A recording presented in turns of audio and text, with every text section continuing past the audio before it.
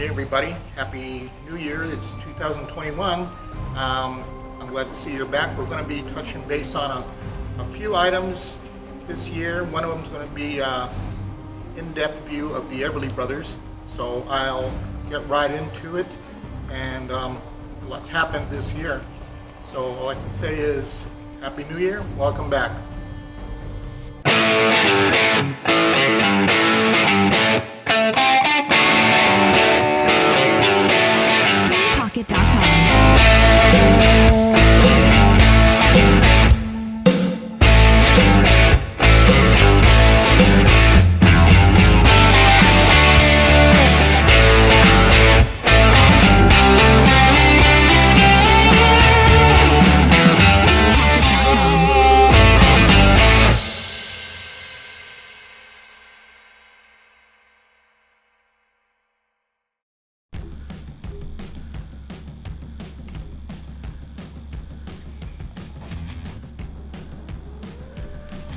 Good afternoon, everybody. Yes, we're back. Media Talkfest. We're going to touch base on the Everly Brothers this month. I hope everybody had a really nice New Year, and we're muddling through this COVID situation. Somebody sent me this really nice bobblehead for Christmas. It's Kim Wexler from Better Call Saul. I'm putting her right there in front. So basically, I'm still waiting for Jimmy to show up through the Amazon. But that's another thing.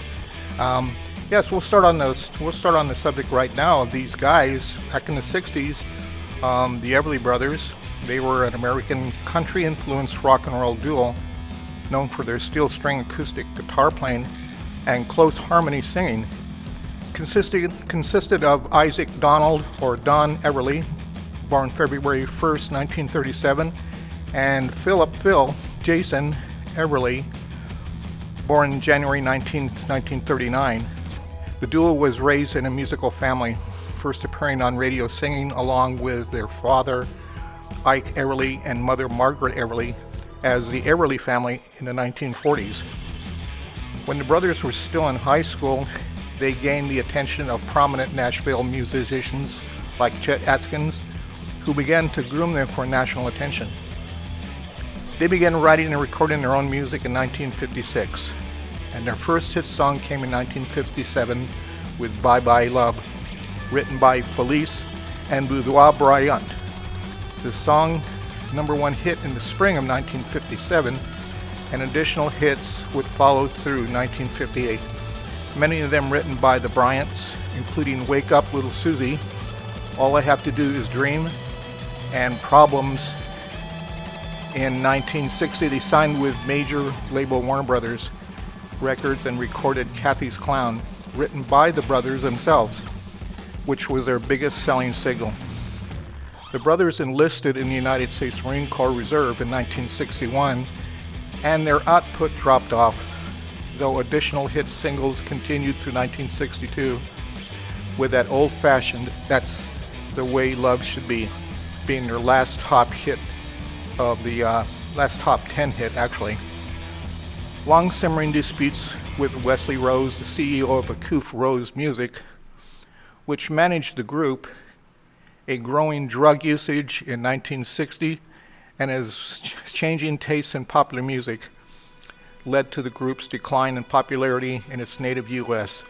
Though the brothers continued to release hit singles in the UK and Canada, and had many highly successful tours throughout the 1960s.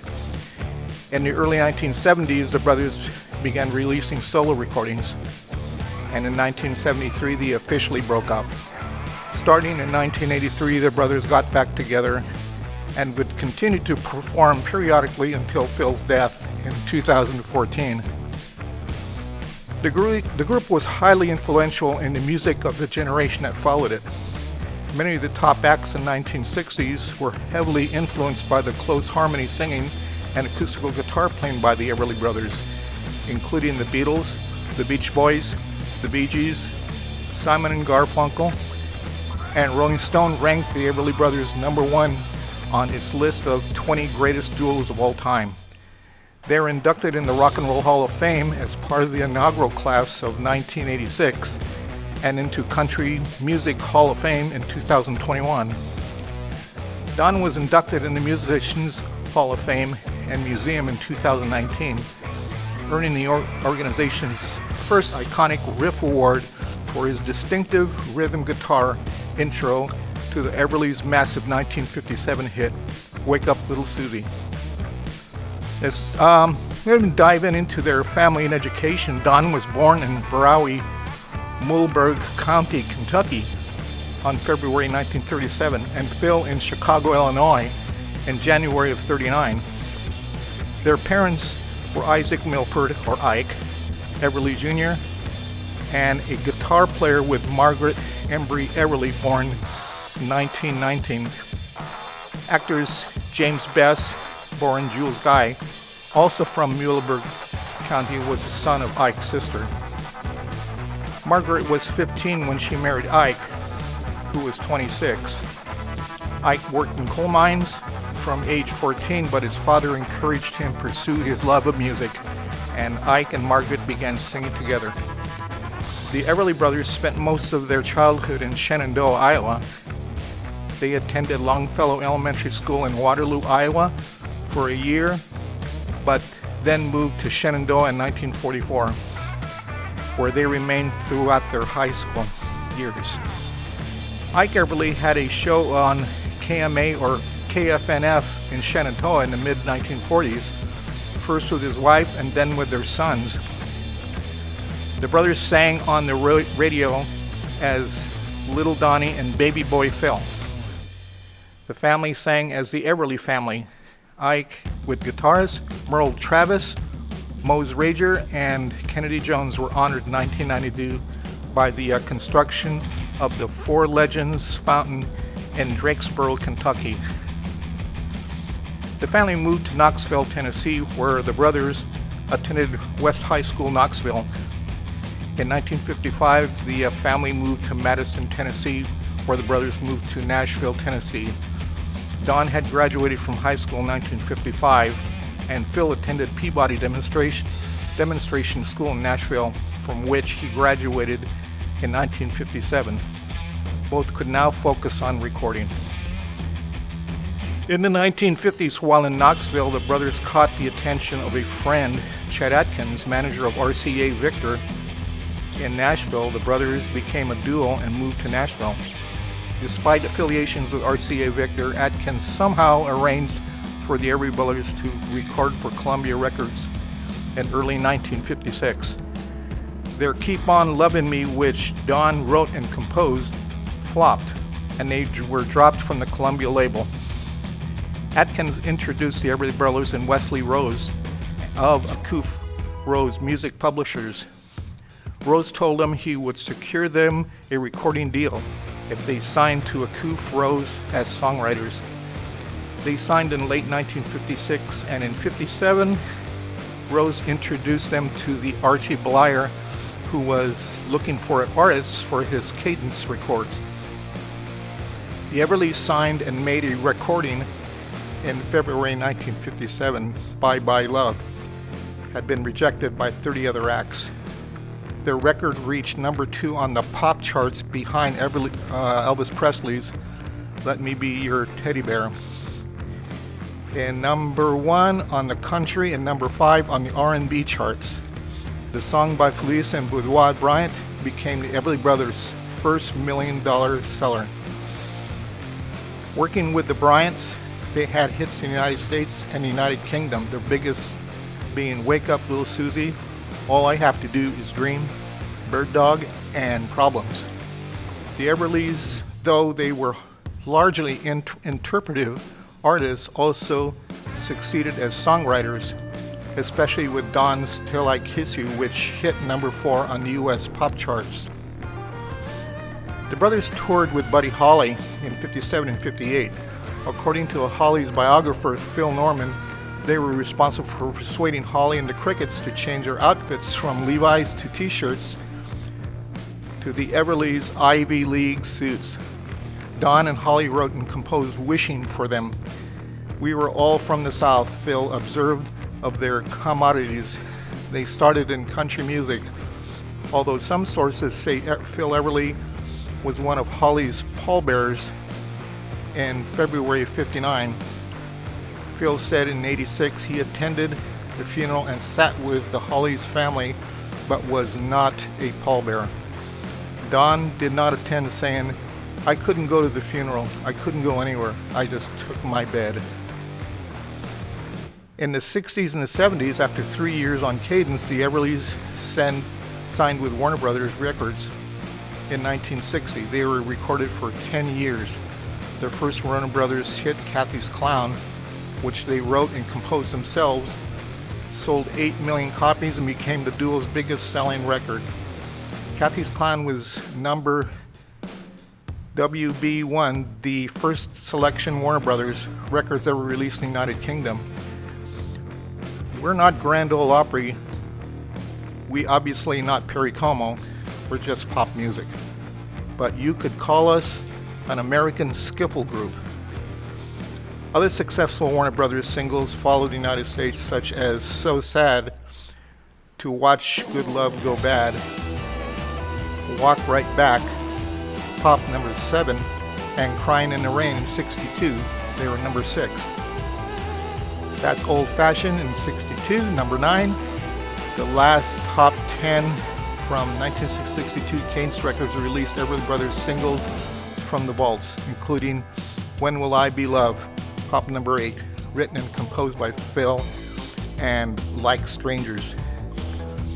In the UK, they had top 10s until '65, including Lucille, So Sad in '60, Walk Right Back, Ebony Eyes, number 1, Temptation in '61, number 1, Crying in the Rain, '62, number 6, The Price of Love, '65, number 2, and they had 18 singles into the UK Top 40 with Warner Brothers in the late '60s.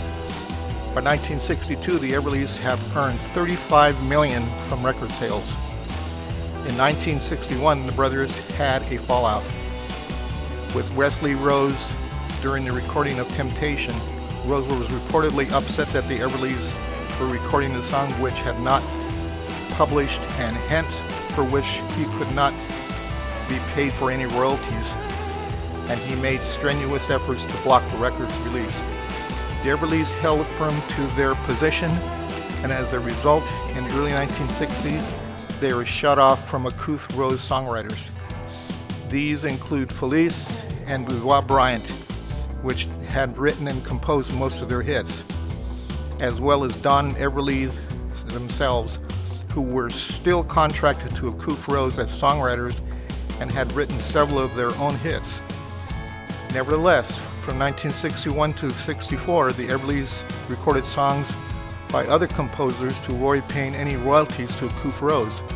They used the synonym Jimmy Howard as a writer or arranger to selections they wrote and recorded during this time.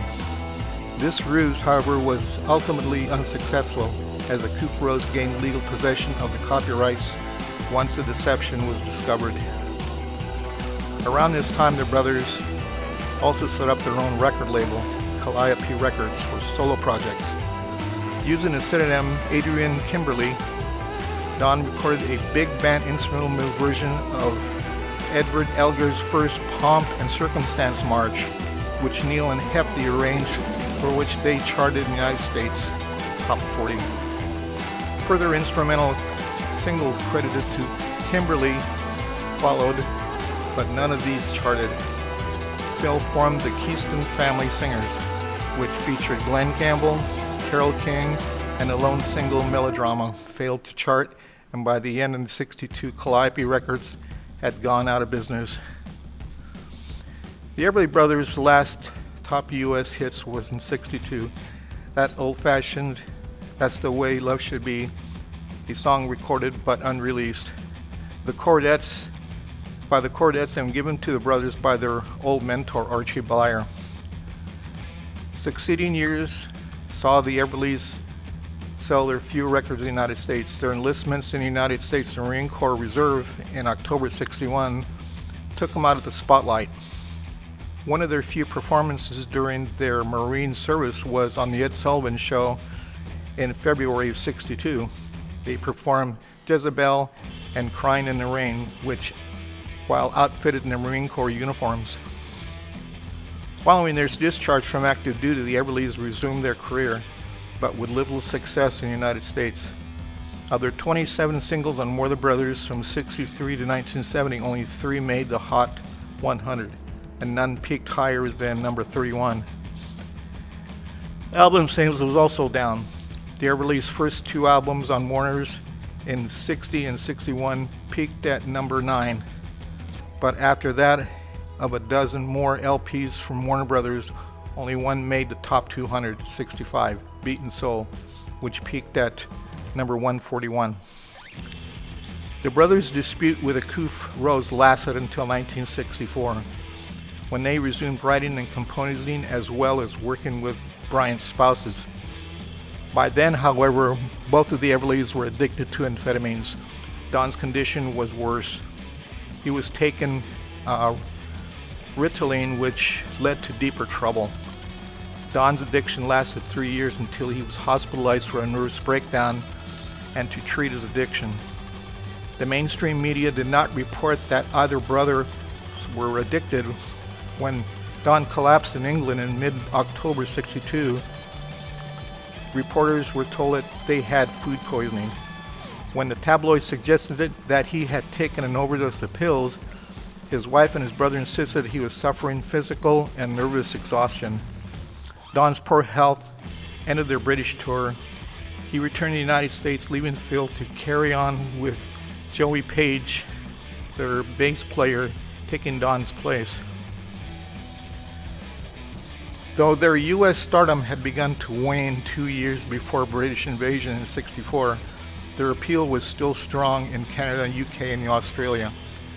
The Everlys remained successful in the UK and Canada for most of the '60s, reaching the top 40 in the United Kingdom through 1968 and the top 10 in Canada as late as 1967. In 1966, album Two Yanks in England were recorded in England with the Hollies, who also wrote many of the album's songs. The Everlys' final U.S. top 40 hit was Bowling Green, was released in 1967. By the end of the 1960s, the brothers had returned to country rock and their 1968 album Roots, which hailed by some critics as one of their finest early country rock albums. However, by the end of the 1960s, the Everly Brothers have ceased to be hitmakers in neither North America or the UK, and in 1970, following a successful live album, the Everly Brothers show their contract with Warner Brothers lapsed after 10 years. They were the summer replacement hosts for Johnny Cash's television show in 1970, and their variety program, Johnny Cash Presents the Everly Brothers, was on ABC TV and featured Linda Ronstadt and Stevie Wonder. In 1970, Don released his unsuccessful first solo album. The brothers resumed performing in 1971 and issued 2 albums for RCA Records in '72 and '73. Lindsey Buckingham joined and toured with them. The Everlys announced their final performance would take place on July 14, '73 at Knott's Berry Farm in Bonner Park. But tensions between the two surfaced, and Don told the reporter he was tired of being an Everly brother. During the show, Phil smashed his guitar and walked off, while Don finished the show, ending with collaboration. The two would not rejoin forces musically for more than 10 years. In the solo years of 1973 to '83, Phil and Don pursued solo careers in 1973 and '83. Don found some success in the U.S. country charts in the mid to late 1970s. In Nashville with his band, Dead Cowboys, and playing with Albert Lee, Don also performed solo as an annual country music festival in London in mid-1976. His appearance was well received and he was giving thunderous applause, even though critics noted that the performance was uneven. Phil sang backup for Roy Woods in the album Mustard and the two songs from Warren Zevon's 1976 self-titled album. While Zevon was part of the Phil Everly backup band, Phil also suggested the title and subject matter for Zevon's breakthrough hit single Werewolves of London. Don recorded Everything, Every Time You Leave with Emmylou Harris and 1979 album Blue Kentucky Girl.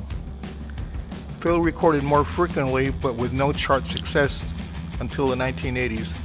Everly wrote, "Don't Say You Don't Love Me No More" in the 1968 Clint Eastwood comedy film Every Which Way But Loose, in which Eastwood performed it as a duet with co-star Sandra Locke. Phil also wrote One Too Many Women in Your Life for the 1980 sequels Any Which Way You Can, and played in the band which backed Locke. In 1983, Phil had UK success as a soloist with the album Phil Everly, recorded mainly in London. Musicians on the LP included Dire Straits guitarist Mark Knopfler, Rockpile drummer Terry Williams, and keyboard player Pete Winfield. The track She Means Nothing to Me, written and composed by John David Williams and featured Cliff Richard as the co-lead vocalist, was a UK top 10 hit, and Louise, written and composed by Ian Gom, reached top 50 in 1983. There's our reunion subsequent activities. In 83 and 2006, the brothers' reunion concert at Royal Albert Hall in London on September of 83, which ended their 10-year-long solo career, was initiated by Phil and Don alongside Terry Slater and Winfield as musical director. This concert was recorded for a live LP and video broadcast on cable television in mid-January of 84. The brothers returned to their studio as a duo for the first time in over a decade, recording the album produced by Dave Emmons. The lead single, On the Wings of a Nightingale, written and composed by Paul McCartney, was a success and returned them to the US Top 100 for their last appearance in the UK charts. Their final charting single was 1986 Born Yesterday from the album of the same name. They collaborated with other performers, mostly singing either backup vocals or duets, including additional vocals on the title rock of Paul Simon's Graceland. In 1990, Phil recorded a duet with Dutch singer Renee Schumann. On Top of the World was written and composed by Phil, who composed the music video and then recorded it in LA. The selection appeared on Schumann's album Set the Clock on Rock. In 1981, live BBC recording of All I Have to Do Is Dream, which featured Cliff Richard and Phil sharing vocals, was a top 20 hit in 1984. Phil provided backing vocals on You Got Gold from John Prine's 1991 album The Missing Years. Prine and the Everlys had family connections to Muhlenberg County, Kentucky, and Prine was a frequent performer at the Everly Brothers' homecoming concerts in Central City, Kentucky over the years. In 1998, the brothers recorded Cold for Alvin Lloyd Webber's and Jim Steinman's musical Whistle Down the Wind, and the recording was used in staged versions of as source music. This would be the final original recording of the Everly Brothers that they would ever make as a duo. In 1999, Don and his son Eden performed the Everly Brothers for Kentucky flood relief. The brothers joined Simon & Garfunkel in their Old Friends reunion of 2003 and 2004. As a tribute to the Everly Brothers, Simon & Garfunkel opened their own song and had the Everlys come in the middle. The live album Old Friends, live on stage, contains Simon & Garfunkel discussing the Everlys' influence on their career and features all four on Bye Bye Love, the subsequent DVD version, 2 extra solo performances by the Everlys. This was not the first time Paul Simon had performed with his heroes. The Everlys had sung background vocals in a title track of Simon's album Graceland. Simon and Garfunkel's A Concert in Central Park featured their interpretation of the Everlys' Wake Up Little Susie. A compilation album consisting of tracks recording between 72 and 85 country classic was released in 2004. Phil Everly sang Sweet Little Corina with country singer Vince Gill in his 2006 album These Days. Everly had previously supplied harmony vocals on J.D. Souther's White Rhymes and Blues. On the Souther's 1979 album, You're Only Lonely.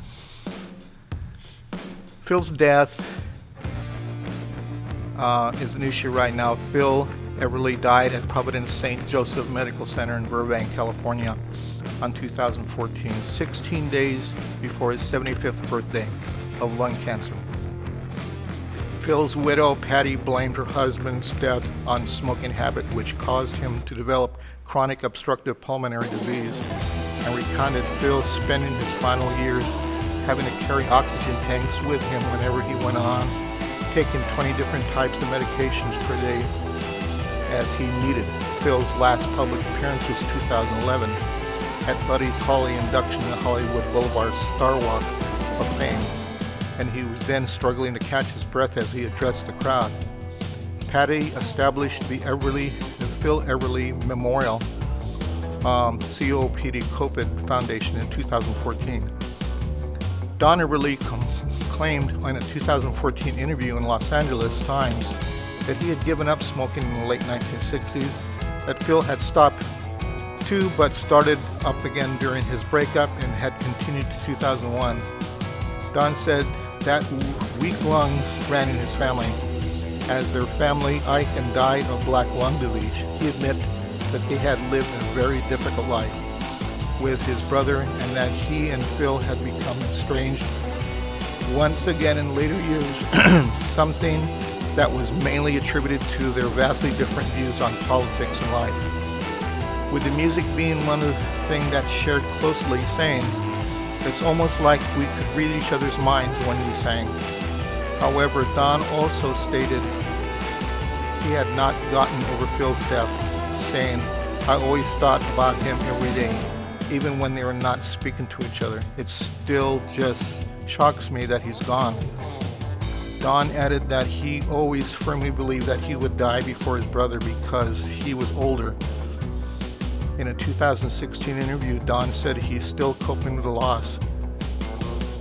And Phil said he had kept some of his brother's ashes at his home. He added that he would pick up the ashes every day and say good morning, while admitting that that was a peculiar ritual. Don Everly attended the annual Music Masters of Rock and Hall of Fame, paid homage to the Everly Brothers on October 2014. Don took the State Theater stage and performed Everly's classic Bye Bye Love. Don Everly publicly endorsed Hillary Clinton for the 2016 presidential election in January of that year, citing her foreign policy experience from her tenure as Secretary of State, as well as her support of education. It marked the first time Don Everly had ever publicly supported a political candidate. Don stated that after his brother's Phil's death, he felt free to express his political views more openly, noting that they held opposing political views, which made it impossible for them to ever lend any active support to political candidates. On June 20th, 2018, Don Everly joined Paul Simon on stage during Simon Nashville's performance in his farewell tour. They performed Bye Bye Love. This is the most recent known performance by Don Everly. On June 2019, the New York Times Magazine listed the Everly Brothers among hundreds of artists whose material was reportedly destroyed in the 2008 Universal fire. Their styles and influence: Don and Phil, both guitars used vocal harmony mostly based on diatonic thirds. On the most recordings, Don sang the baritone part and Phil the tenor part. While notable exceptions, since You Broke My Heart, although Don was mainly low and Phil was mainly high, the voices overlapped in a very intricate and almost subtle fashion. Another notable example is I'll See Your Light. This is the few songs in which Phil consistently had the low harmony while Don is consistently high. Don usually sang most of the solo lines, for example, the verse of Bye Bye Love, among the exceptions of the 65 single It's All Over, on which Phil sang the solo lines. In the late 1950s, the Everly Brothers were the rock and roll youth movement addition to close harmony vocal groups, many of which were family bands. They influenced rock groups of the 60s, the Beatles, the Beach Boys, Simon & Garfunkel, and developed their own early style by performing early Everly songs. The Bee Gees, the Hollies, and the Marmalade, and other rock and roll groups that featured harmony singing were also influenced by the Everlys. As if their legacy, the music of the early Brothers influenced the Beatles and treated them as the British Everly Brothers. When Paul McCartney and John Lennon were hitchhiking south to win a talent competition, they based their vocal arrangement on Please Please Me on Kathy's Clown. Keith Richard called Don Everly one of the finest rhythm players. Paul Simon, who worked with the pair on Graceland, said, "On the day after Phil's death, Phil and Don were the most beautiful sounding duo I've ever heard. Both voices pristine and soulful. The Everlys were there at the crossroads of country and R&B. They witnessed and were part of the birth of rock and roll." And with additions and honors, the Everly Brothers had 35 Billboard Top 100s, 26 on Top of 40. They hold the record for the top 100 singles, any duo and trio. Only Hall & Oates were the most, top 40 by a duo. In the UK, they had 30 chart singles, top 40, top 10 at number 4, number 1 between 57 and 84. They had 12 and 40 album singles, 1960 to 2009. The Everly Brothers were among the first top artists inducted in the Rock and Roll Hall of Fame in 1986. They were introduced by Neil Young, who observed that every musical group that ever belonged to had tried and failed to copy the Everly Brothers' harmonies. In July of '86, the Everlys returned to Shenandoah, Iowa for concert, parades, street dedication, class reunions, and other activities. Concert fees were donated to the Everlys Family Scholarship Fund, which gives scholarships to middle schools and high school students in Shenandoah. The brothers were inducted into the Iowa Rock and Roll Hall of Fame in 2003. In '97, the brothers were awarded the Grammy Lifetime Achievement Award.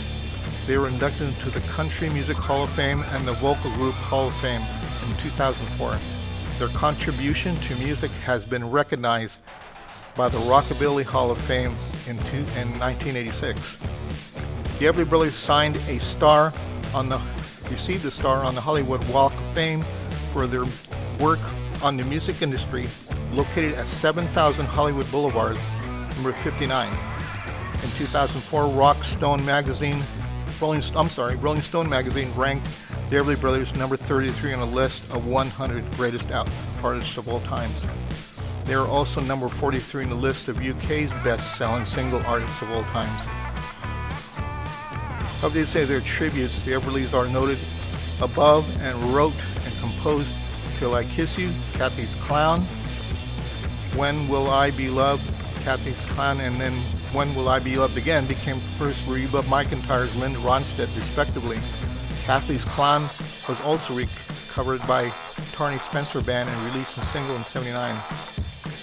Band member Alan Tarney, a former member of The Shadows, went on to produce for Cliff Richard and Aha, the Norwegian band, who in turn covered Crying in the Rain for 1990 for its fourth album, East of the Sun, West of the Moon.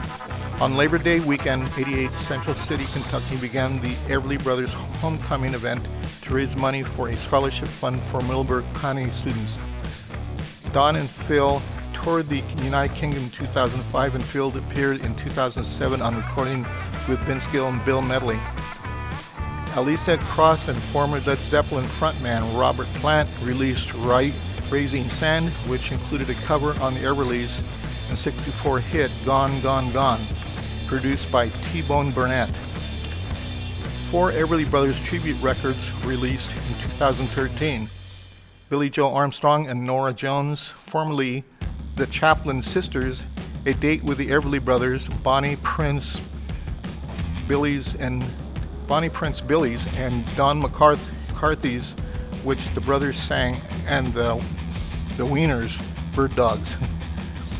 The album Marvin, Welsh and Ferrer by the British-Australian band of the same name contains a track named after Don's place of birth, Brownie, Kentucky. The 1976 single Let 'Em In, and Paul McCartney's and Wings' namesakes Phil and Don Everly. Jeff Lynne recorded a version of So Sad for his 2014 release Long Wave. Deer Hunter's basement scene intentionally nods to the Everly Brothers' All I Have to Do Is Dream. Tom Petty and the Heartbreakers recorded a studio version of the brothers' Stories We Could Tell for their anthology.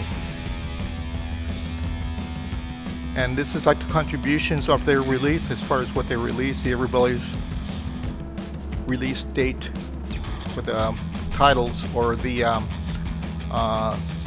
labels they were with. 57 is with Candace Records, 58 again with Candace Records. The songs were included that Daddy Taught Us. It's Everly Time. Label was Warner Brothers in 60. A date with the Everly Brothers, release date was in 60. Their label was also Warner Brothers. Both Sides of Evening, 61 Warner Brothers. And Instant Party, 62, again with Warner Brothers. Christmas with the Everlys, 62 Warner Brothers. Everlys sing great country hits. 63 Warner Brothers. Gone, Gone, Gone, 64. Rock and Soul, 65. Beaten Soul, 65. In Our Image, Two Yanks in England, release date was Warner Brothers. The hit sounds of the Everly Brothers, their label in 67 was Warner Brothers. The Everly Brothers Sing, Warner Brothers Records in 67, and Roots in 68. And in 1970s to 1980s, they released We Could Tell, Pass the Chicken and Listen, EB84, Born Yesterday, and Some Hearts, all from Mercury Records. And 56 was Bye Bye Love, 57 Keep Loving Me, Wake Up Little Susie, This Little Girl of Mine, Should We Tell 'Em, All We Have to Do Is Dream, Claudette, US Gold. The Everly Brothers' best was Bird Dog, Devoted to You, Problems, Love of My Life, Rip It Up, Take a Message to Mary, Poor Jenny, and Till I Kiss You. And that's about it. Quite a genre, quite a contribution. They basically, like other artists of prominent positions, they rewrote rock and roll. They used them as a starting point, but they could never, no matter how hard they tried, match their technique and their harmonizing sound that they created. Only them, only the Everly Brothers could ever achieve that. And I'll leave it on that note. So till see you next month, we'll be touching base on the achievements and contributions of Leslie Gore. And I hope you enjoyed this podcast. Kim says, till next month.